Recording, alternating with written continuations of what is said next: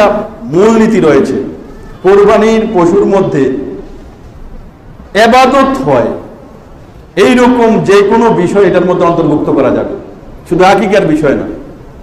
শুধু আকিকার বিষয় না, মারামারি হইলো আকিকা নিয়ে, শুধু আকিকার বিষয় না, ফরজ কোরবানির সাথে অন্য যে কোনো ইবাদত জাতীয় বিষয় এই কোরবানির পশুর সাথে যুক্ত করা যাবে।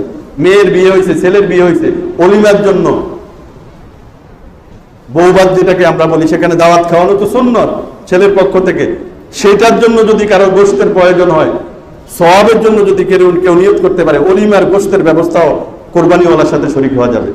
যে 2 ভাগ দিলাম অলিমার জন্য, 2 ভাগ দিলাম, 1 ভাগ দিলাম নফল কোরবানি, অথবা 1 ভাগ দিলাম সদকা করার জন্য, দান করার জন্য ঈদের দিন, অথবা 1 ভাগ আমি দিলাম কোরবানিওয়ালাদের সাথে কিসের জন্য, আকিকার জন্য, তাও জায়েজ আছে।